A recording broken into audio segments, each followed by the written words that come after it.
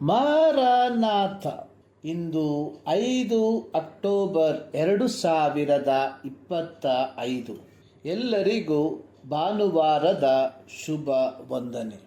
Missionary ಸಭೆಯು ತನ್ನ ಸಭೆಯ ಪ್ರಾಥಮಿಕ ಮಿಷನ್ ಕೆಲಸಕ್ಕಾಗಿ ದೀಕ್ಷೆ ಪಡೆದ ಬೋಧಕರನ್ನು ಅವಲಂಬಿಸಲು ಸಾಧ್ಯವಿಲ್ಲ. ಸಭಾ ಸದಸ್ಯರುಗಳು ಸಭೆಯ ಹೊರಗಿನ ಜನರೊಂದಿಗೆ ಹೆಚ್ಚಿನ ಸಂಪರ್ಕವನ್ನು ಹೊಂದಿದವರಾದುದರಿಂದ ಇಲ್ಲಿ ಸಭಾ ಸದಸ್ಯರುಗಳ ಪಾತ್ರವು ನಿರ್ಣಾಯಕವಾಗಿದೆ. ಇಂತಹ ಪರಿಸ್ಥಿತಿಯಲ್ಲಿ ಪಾದ್ರಿಯ ಜವಾಬ್ದಾರಿ ಸ್ವತಃ ಮಿಷನ್ ಕಾರ್ಯಗಳಲ್ಲಿ ತೊಡಗಿಸಿಕೊಳ್ಳುವುದಕ್ಕಿಂತ ಸಭಾ ಸದಸ್ಯರುಗಳನ್ನು ಮಿಷನ್ ಕಾರ್ಯಗಳಿಗಾಗಿ ತೊಡಗಿಸಿಕೊಳ್ಳುವುದಕ್ಕೆ ಬೆಂಬಲಿಸುವುದಾಗಿದೆ. Martin Robinson. ಅನೇಕರು ಭಾವಿಸುವಂಥದ್ದು ದೇವರ ಸೇವೆಯು ಕೇವಲ ಪಾದ್ರಿಗಳಿಗೆ ಅಥವಾ ದೀಕ್ಷೆ ಪಡೆದ ಬೋಧಕರುಗಳಿಗೆ ಮಾತ್ರ ಸೀಮಿತವಾಗಿದೆ. ಸಭೆ ಕೇವಲ ದೀಕ್ಷೆ ಪಡೆದ ಪಾದ್ರಿಗಳಿಂದಲ್ಲ, ಬದಲಾಗಿ ಯೇಸು ಕ್ರಿಸ್ತನಿಂದ ಪಾಪ ಕ್ಷಮಾಪಣೆಯನ್ನು ಪಡೆಕೊಂಡು ರಕ್ಷಣೆಯ ಹೊಸತನದಲ್ಲಿ ಜೀವಿಸುತ್ತಿರುವ ಪ್ರತಿಯೊಬ್ಬ ವಿಶ್ವಾಸಿಗಳನ್ನು ಒಳಗೊಂಡಿರುವಂತದಾಗಿದೆ ಸಭೆ.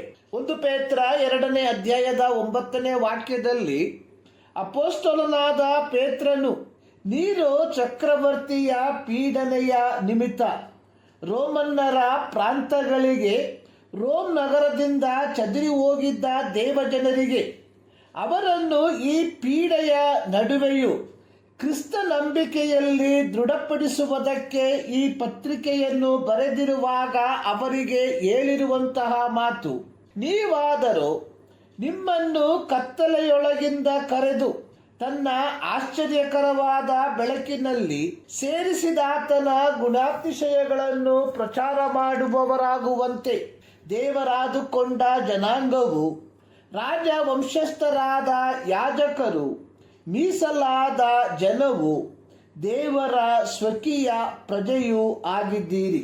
ಪಂಚಾಶತಮ ದಿನದ ನಂತರ ಸ್ಥಾಪಿತವಾದ ದೇವರ ಸಭೆ ನಂತರದ ದಿನಗಳಲ್ಲಿ ಯಹೂದ ಮತಾವಲಂಬಿಗಳ ಪೀಡನೆಗಳ ಮೂಲಕ ಹಾದು ಹೋಗಬೇಕಾಯಿತು.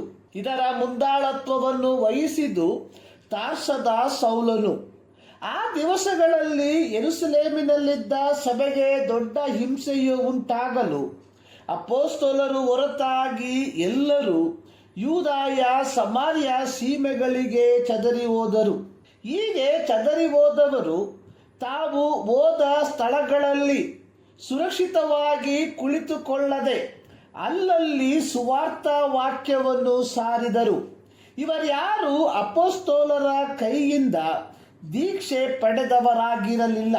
ಫಿಲಿಪ್ಪನು ಸಮಾರ್ಯ ಪಟ್ಟಣಕ್ಕೆ ಹೋಗಿ ಅಲ್ಲಿರುವವರಿಗೆ ಸುವಾರ್ತೆಯನ್ನು ಸಾರಲಾಗಿ ಅನೇಕ ಗಂಡಸರು ಹೆಂಗಸರು ನಂಬಿ ದೀಕ್ಷಾಸ್ನಾನ ಮಾಡಿಸಿಕೊಂಡರು. ಈ ಫಿಲಿಪ್ಪನು ಯಾರೆಂದರೆ ಯೆರೂಸಲೇಮಿನ ಸಭೆಯ ಲೌಕಿಕ ಕಾರ್ಯವನ್ನು ನೋಡಿಕೊಳ್ಳುವುದಕ್ಕೆ ನೇಮಿಸಲ್ಪಟ್ಟ 7 ಮಂದಿಯಲ್ಲಿ ಒಬ್ಬನಾಗಿದ್ದನು. ಫಿಲಿಪ್ಪನ ಲಭ್ಯತೆ ತಾನು ಅಪೊಸ್ತಲರ ಮೂಲಕ ಸುವಾರ್ತೀಕರಣಕ್ಕಾಗಿ ದೀಕ್ಷೆಯನ್ನು ಪಡೆಯದವನಾಗಿದ್ದರು. ಸಮಾರ್ಯ ಪಟ್ಟಣದಲ್ಲಿ ಸುವಾರ್ತೀಕರಣಕ್ಕೆ ಹಾಗೂ ಅನೇಕರ ಮಾನಸಾಂತರಕ್ಕೆ ಕಾರಣವಾಗಿ ಮಾರ್ಪಟ್ಟಿತು. ಪ್ರಿಯ ವಿಶ್ವಾಸಿಗಳೇ, ನಾವುಗಳು ಕರೆಯಲ್ಪಟ್ಟಿರುವುದು 4 ಗೋಡೆಗಳ ಮಧ್ಯದಲ್ಲಿ ಕರ್ತನ ಸೇವೆಯ ಭಾಗಗಳಾಗುವುದಕ್ಕಾಗಿಯಲ್ಲ, ಬದಲಾಗಿ ಮುಕ್ತ ಸಮಾಜದಲ್ಲಿ ದೇವರು ನಮ್ಮನ್ನು ನಿಲ್ಲಿಸಿರುವ ಸ್ಥಳಗಳಲ್ಲಿ ಸಂತ ಅಗಸ್ತಿನ್ ರವರು ಹೇಳಿದಂತೆ ಸುವಾರ್ತೆಯನ್ನು ಸಾರಿರಿ, ಅವಶ್ಯವಿದ್ದಲ್ಲಿ ಪದಗಳನ್ನು ಬಳಸಿರಿ ಎಂಬ ನಾನುಡಿಯಂತೆ ನಾವು ಆಗಿರುವ ಸ್ಥಳಗಳಲ್ಲಿ ನಮ್ಮ ಜೀವಿತದ ಮೂಲಕ ಕ್ರಿಸ್ತನ ಸುವಾರ್ತೆಯನ್ನು ಪ್ರಚುರಪಡಿಸುವಂತವರಾಗಿರುವ ಈ ಮುಂಜಾನೆಯಲ್ಲಿ ಸರ್ವಶಕ್ತನಾದ ದೇವರು ಈ ಮಾತುಗಳ ಮೂಲಕ ನಿಮ್ಮನ್ನು ಆಶೀರ್ವದಿಸಲಿ.